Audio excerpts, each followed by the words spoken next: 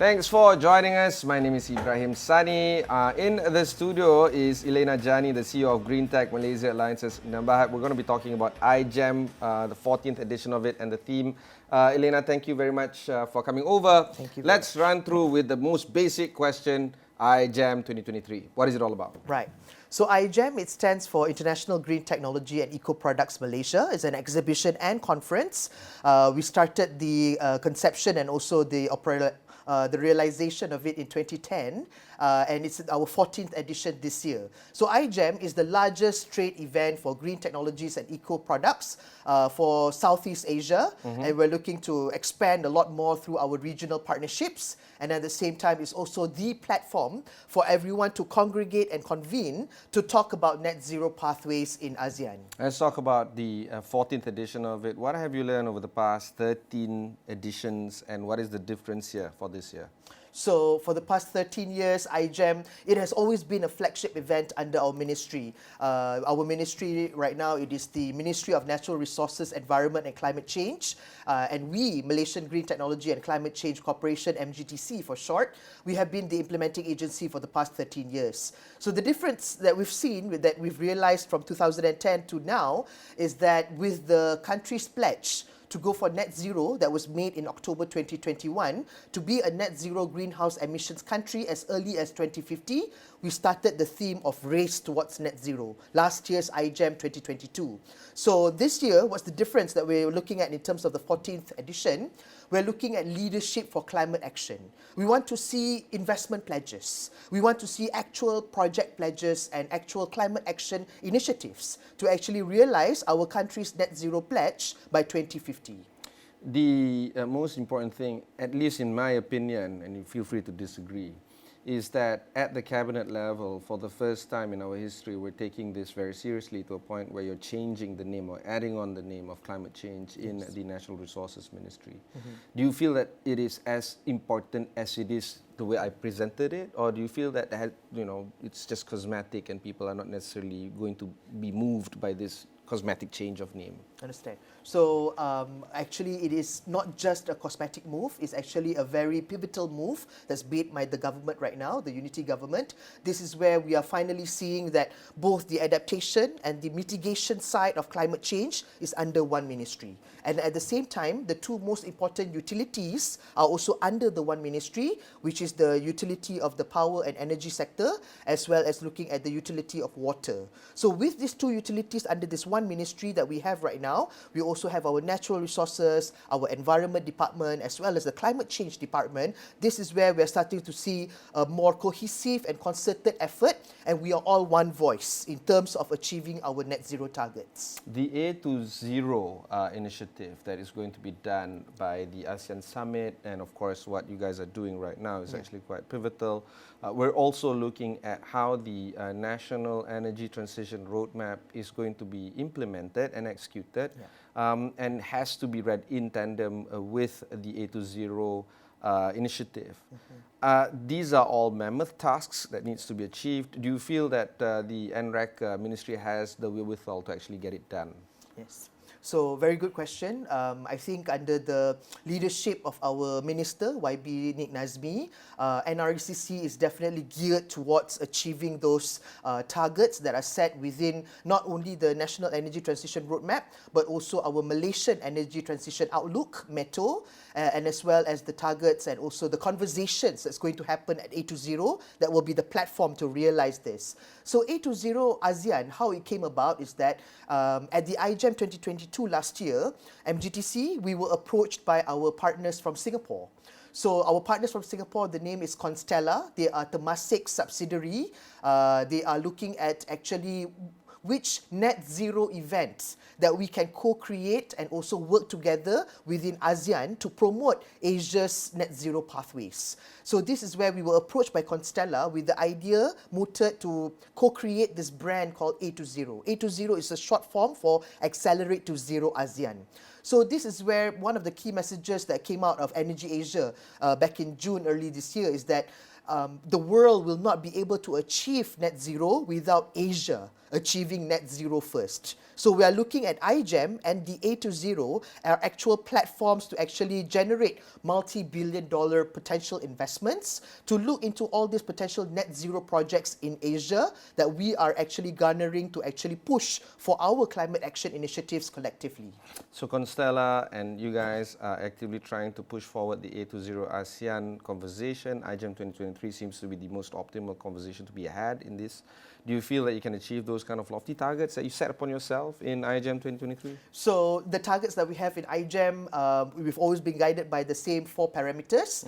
We're looking at the potential business leads that can be generated. This year, the target is 4 billion ringgit. We're looking at visitorship of 40,000 people from 40 countries at least. And then we're looking also at 400 exhibitors. So far, as of 18 September, we've already achieved our 400 exhibitors. And at A20 ASEAN itself, we have 50 regional exhibitors from key industry players. But at the same time, we are looking at the pipeline of potential investments and business leads that could be generated through IGEM and A20. Currently, we are happy to say that we are going to achieve the targets that we're going to have for IGEM and A20. So I think the platform itself now, waiting for it to start, we will open our doors on Wednesday, the 4th of October. This is where we will see the conversations and dialogues that will be happening between the corporate players, between the government ministries and policymakers, and also to be guided and also participated by the SMEs in the region. Let's talk a little bit more about the Minister CEO panel. Does this, I guess, add value in terms of you trying to build leadership in this space? So I think the idea was actually co-mooted together with Constella. We have from both sides. We are a federal government agency. Constella is Temasik's subsidiary. We both have experiences in organizing, for example, ASEAN energy forums, for example. We have experiences with IGEM as well. Predominantly, it was always started that ministers have their own panels and dialogues, and then industry players have their own panels and dialogues. But what we see at A20 ASEAN is that there is potential to actually bridge this communication gap, to have the ministers and the industry players, the C-suites of all the corporate players together, and actually having a very good a very fruitful discussion together on this panel of minister and CEO dialogue. The idea is actually to see where the policymakers are coming from, and at the same time to see where the corporate players can actually play their part and their role to actually realize some of the government projects as well as the industry private sector projects as well. So this is where we're seeing the convening and congregating both the ministers as well as the corporate players will be able to bear fruitful outcomes. Based on the conversations that you've had from the private sector, what would be some of their key concerns in you setting your policy and ensuring that they are able to comply with these policy setting? I think we've had a lot of industry dialogues with a lot of corporate players in the past. I think the most important part is that the corporate players, or in that private sector particularly, they will always want policies to be set in terms of a direction that is guided by any form of best practices. I think that's the best feedback that we've received from the private sector. Policymakers, when the ministries are making the policies, it is important to be guided by what's already done on the ground, what are the problem statements, and what are the actual potential solutions that can be nurtured through new legislations or new policies, what are the kind of incentives or encouragement that can be included as part of the policies, and what are the kinds of no-can-do kind of activities that should be part of the enforcement and monitoring, the items that should be avoided as part of best practices in the industry. So I think that's the best feedback that we've received from corporate partners, and this is where we have been, MGTC, playing our role. This is where we've been guiding our ministry in terms of coming up with new institutional framework in the country. The thing about corporate sector or the private sector is that they normally rely on two things before they can get things done. First is the demand from their own investors. If they have active investors on their side, that means you're going to have to face internal turmoil if you don't comply with your investors. Second, of course, is the rule of the land or the law of the land, where there's a certain benchmark that you can't transgress and many more. Failure of which there will be penalties that will be imposed, either lawsuit or just getting difficult conversations having with the policymakers. Yeah. These two drivers are not necessarily cost efficient. And they are beholden to their own shareholders and stakeholders. So how do you encourage or make the private sector comply with the changes that is needed to achieve these lofty targets of A20 ASEAN, for instance? Yeah. So, very good question. The key message that we always inform our stakeholders is that when it comes to the topic of sustainability, there is not one size that fits all. So this is where, when corporate players, private sector, for example, they are coming from the demand of their institutional investors.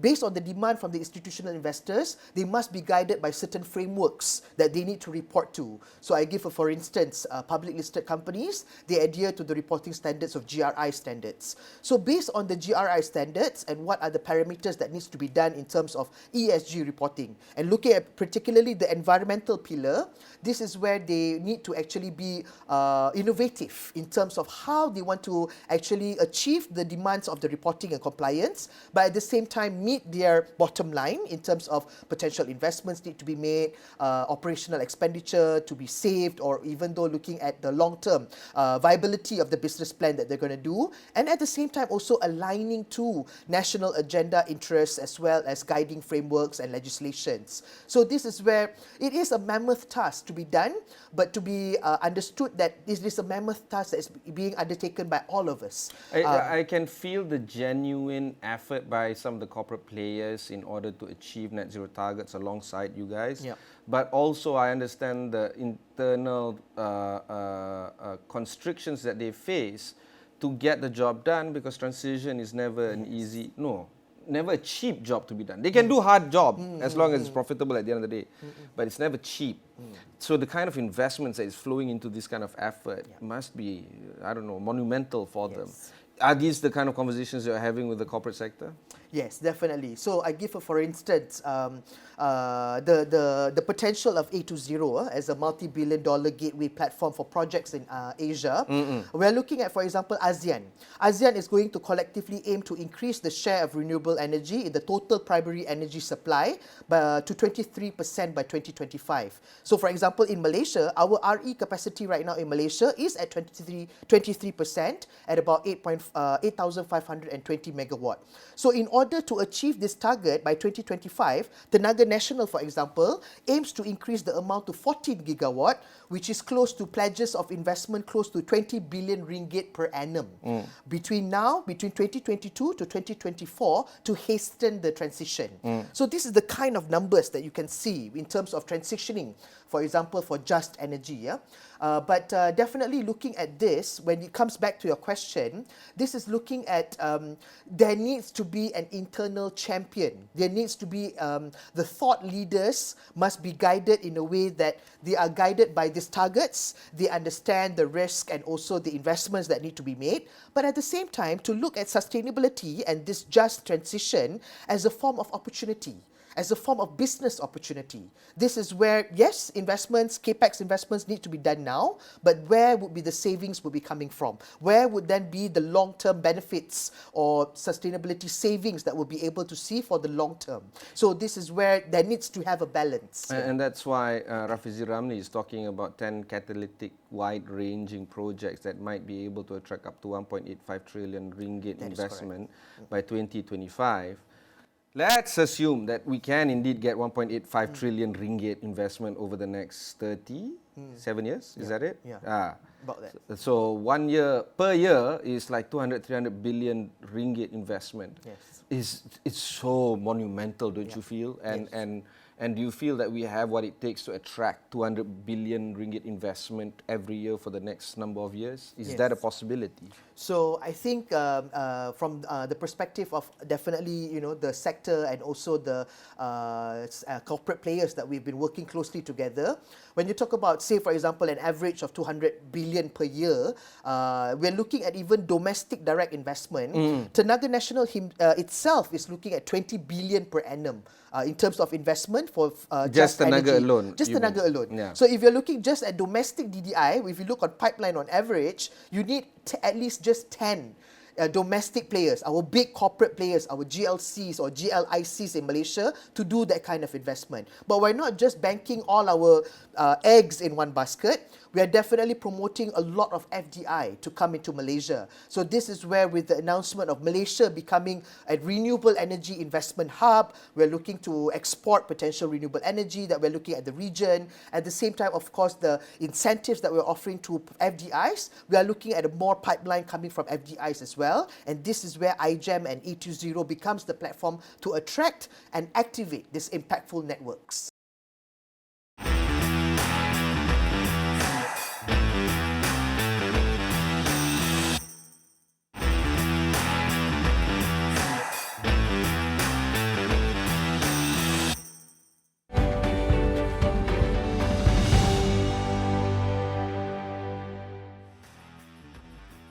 Let's talk about the sponsors and some of the supporting partners that you have right now with IGEM and A20 ASEAN. Yeah. Who would these individuals or corporations be? Oh, I guess non-corporations as well. Yes, definitely. So in terms of IGEM, because IGEM is the flagship event under our ministry, NRECC, we have collaborating partners, for example, MIDA and Matrade, of course, and we also have international partnerships with Austria and Sweden, but we also have Petronas as our Rakan Kerjasama, our collaborating partner. Our main sponsors, definitely we have Tenaga Nasional, we have Leader Energy, we have SciPark, UOB as even an international bank, Solar Vest and also Samaidin. We also have other smaller sponsors, for example, Cradle, which is an agency under MOSTI. We also have Polymateria that's promoting circular economy. We've got BioEneco and many others as well under our bronze sponsors. In terms of A20, our foundation sponsor partner is Gentari. So this is pretty exciting for us because Gentari is really coming out in terms of their initiatives. Our gold sponsor is actually coming from IREDA, the Indian Renewable Energy Development Agency Limited. Our knowledge partner is Reichstadt Energy for A20. Our bronze sponsors are Black & Veatch, the Global CCS Institute and the UN Global Compact. And we have a lot of supporting associations around Asia. I give for instance, the Asian Clean Fuels Association, which is the HQ in Japan. Energy Industries Council, MOCSEC Malaysia, MPIA, Malaysian Photovoltaic Industry Association, and even the Malaysian Association of Hydrogen Energy. So this is where you will be able to see the mix, the good mix between the corporate players, as well as the C-suites, as well as all these industry associations, knowledge partners, ICOs, United Nations will be there. You would be able to see that we are all one voice in terms of our intent, in terms of our vision and mission to accelerate net zero pathways across Asia. Let's talk about Zero Club. What is it? So, Zero Club is something new. So, when we talked to Constellar about initiating this Accelerate to Zero ASEAN Summit, the Zero Club is basically an exclusive exclusive and unique feature across the A20 Global Series. So A20 starts with A20 ASEAN in Kuala Lumpur this coming Monday. We're going to have A20 in India, in Delhi in December of this year. We're going to have A20 in Beijing, in China, in May of next year. And we're going to go global with A20. So with this club, it's powered by Gentari because they are foundation partner. I'm also the founding members of the Zero Club. So it serves as a networking platform for all the C-suites across the world to actually look at sparking meaningful conversations and meaningful pledges towards net zero, not only in Asia, but later we'll move to global initiatives and efforts as well. So Zero Club is also welcoming policymakers from the public sector, think tank leaders, industry associations, and many others. Three key objectives of the Zero Club is basically to connect. It's a first-class hospitality suite that connects all these players, public and private sector together. It's actually to collaborate. We want to explore opportunities for potential pledges and project partnerships to happen. And at the same time, to co-create new projects and new partnerships that we can enable net zero projects across Asia. So I think net zero will be launched on Thursday together with our IGEM opening ceremony at about 11 a.m. The thing is, when you meet somebody like me who's actually quite skeptical by nature, I'm even more skeptical in terms of these CEOs trying to achieve whatever that it takes right now for getting to zero by 2050. having meaningful conversation is what we're doing right now, you and I. Yep. But what we need right now is more than meaningful conversations. We need meaningful actions. Yes, Do you feel that Zero Club is the platform, or IGEM, or A to Z, Zero ASEAN, for instance? These are the kind of things where you can actually see action taking place. Understand. So, like I said earlier, sustainability is a topic that not one size fits all. In Asia, when we go back to our culture, Asians, we see first, then we do. That's our typical culture. That's our typical mindset. These conversations, these panels, this summit is actually a platform to actually do this knowledge sharing. This exposure is very important for Asians, especially our Malaysian stakeholders, to actually understand, to actually be aware, they know about it, and then they be able to adopt and deploy the green technologies and solutions. This is why conversations is important step to start with, because we need to provide that exposure to create that awareness, to do the capacity building, then people will believe. This is where then they be able to, okay, I get the case studies, I get the solution, it addresses my problem statement. This is where I'll be able to adopt and deploy this green technology in this problem statement in climate change that I have. So that is why IGEM and A20 provides that platform to match our cultural diversities and our cultural challenges and mindset, and actually be able to drive the climate action to be actionable. When again is IGEM 2023? So it starts this Wednesday. It's going to be 4th to the 6th of October in KL Convention Centre, and it's going to take place across all the exhibition halls, as well as A20 ASEAN will be in Exhibition Hall 6. And of course, is it open to public even though it's a trade show? So IGEM itself, it's open to public, being it's a ministry flagship event. We welcome students to come on this Friday. It's open to students, university, and what have you. But A20 is actually a conference. It's a paid conference. It's HRDC claimable, but it's also open to the exhibition, where a lot of people can still visit the exhibition and enjoy it. Yeah. All right. I'd like to spend the next 3 to 4 minutes talking a little more about policy framework. What would be some of the budget wish lists that you have right now to support your efforts? Do you feel that now is the time for more stick rather than carrot? Do you feel that a lot more framework has to be put in place in order for us to support the NETR phase 1 and phase 2, I guess? Do you feel that that is the direction right now? So, or more carrot, tax rebate, that kind of stuff? Yeah. So MGTC, we've been around for 25 years. We've been established since 1998. Believe it or not, we've worked with United Nations for the past 25 years. For the past 25 years, we've always adopted the spirit of volunteering. All the efforts in sustainability in Malaysia is voluntary at this point in time. There's no Climate Change Act. You are made out of material that is so good and holy. I know, exactly. I am not like that. I am sorry. You got to put the law there and I comply. So basically in this budget, although we are of the volunteering spirit, there is still a need for the government to come up with the stakes. Being the mindset of Asians and Malaysia specifically, only when the stakes come, people will comply. Unfortunately, we are very sad to say that. But at the same time, in the volunteering spirit, incentives are very important. Incentives must couple with awareness. You cannot immediately push down a stake without people being aware and people know what to do. So this is the part where... But the advocacy would be your end, NREC would be the policy, and there's so many other agencies within the ministry. So in terms of the budget this year, what we're looking is actually some incentives to actually support, especially our SMEs, to actually start carbon emissions reporting. I think that's the one thing that we really want to be able to see some incentives. No, it's actually not. Our carbon emission reporting platform is only 5,000 ringgit a year. Oh. So it's a cloud-based management platform. You report your scope 1, your scope 2, and even scope 3. It's only 5,000 for 12 months subscription. And what would be the incentive for them to do so? Just because you can, and at an affordable cost, doesn't mean that the SMEs would be motivated to do so. The incentive to do so is because of all this control border adjustment mechanisms that's coming from Europe. Whenever our SMEs are going to export, they need to submit a form of reporting for the scope 1 and scope 2. By hook or by crook, all our SMEs SMEs are at risk already, especially if they're exporting. Even locally, if you are a vendor to a GLC or a GLIC, they would start to report on, they would want to see your report on Scope 1 and Scope 2. So the incentive for SMEs to actually do their carbon emissions reporting is actually to show that report in terms of, hey, we are already doing this, and these are the initiatives that we're doing, and we hope to still be able to serve and supply our products and services to you. So this is where this kind of incentive will be able to help our struggling SMEs at this point in time post-pandemic, not to add more burden to them, but to start on that reporting so we have a census, a bancian of where we are in terms of our SMEs for Scope 1 and Scope 2 reporting. And of course, other than this, do you feel that other voluntary measures need to be encouraged? Definitely. Voluntary measures are 24/7, 365.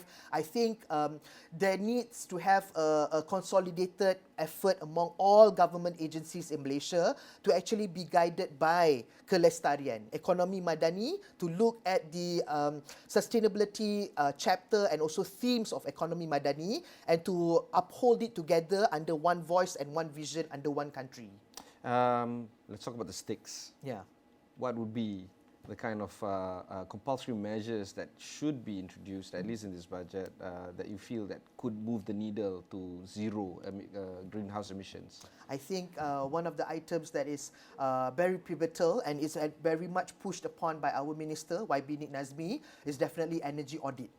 So we need to see where is our consumption in terms of energy consumption. When you look at the energy pyramid, the NETR, the flagship projects, I hope you're phase 1, phase 2. I know you're not scaring away some of your sponsors when you talk about energy. No, they're okay, they're okay.